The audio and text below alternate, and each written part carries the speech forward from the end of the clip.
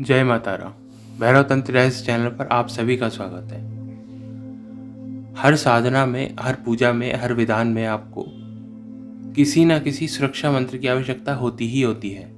और आज की तारीख में साधकों का और गृहस्थों का सबसे बड़ा प्रश्न यही है कि हम किस सुरक्षा मंत्र को इस्तेमाल करें जिससे कि हमारी सुरक्षा भी हो सके, जो एनर्जी आ रही है वो दूर भी ना जाए, और उस सुरक्षा मंत्र से हम छोटा मोटा झाड़े का या उतारे का या नज़र का काम भी कर सकें। तो आज मैं आपको एक ऐसा मंत्र बताने जा रहा हूँ जिस मंत्र से आप ये सारे काम कर सकते हैं। आप चाहे शमशान में हो, चाहे अपने घर में हो, चाहे एकांत कमरे में हो, चाहे पीपल के पेड़ पे हो, आप किसी भी जगह पर अपनी सुरक्षा कर सकते हैं।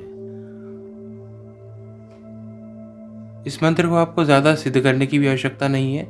ये स्वयं सिद्ध मंत्र है और ये उन 3 मंत्रों में से है जो मैं स्वयं प्रयोग करता हूँ।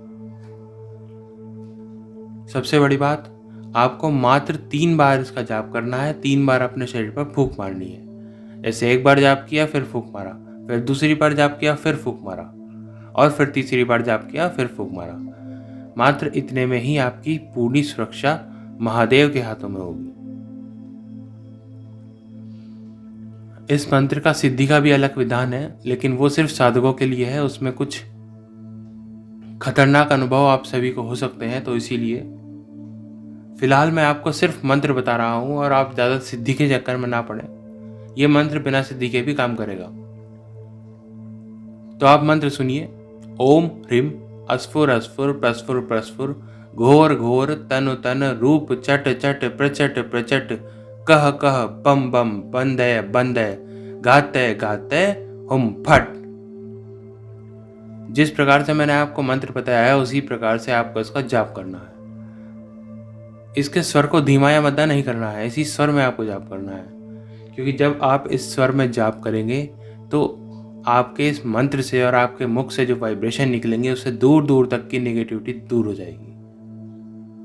ये बात मैं नहीं कह रहा हूँ, ये बात स्वयं महादेव ने इस मंत्र को माँ पार्वती को बताते समय कही है।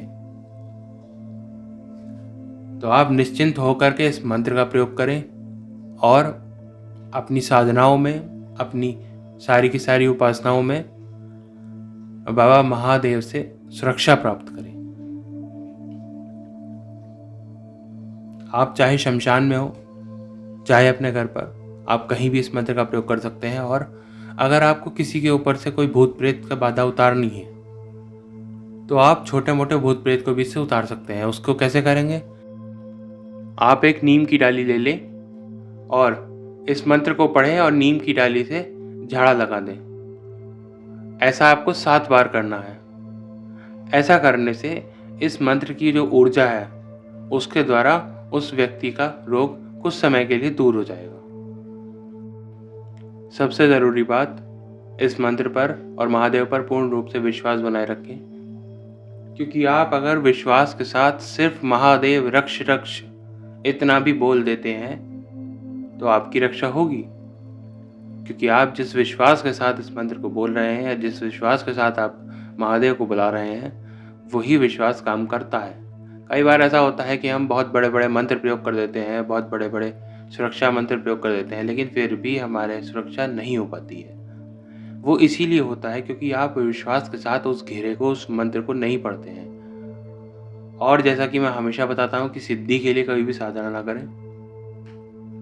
हमेशा उस देव या देवी से जुड़ने की कोशिश करें, क्योंकि एक बार अगर उन देवी या देवता की आपके ऊपर कृपा हो गई तो आपको फिर सिद्धि की आवश्यकता ही नहीं होगी। ये सिद्धि तो फिर छोटा मोटा चीज़ है आपके लिए। तो हमेशा इस बात का ध्यान रखें। एक और बात,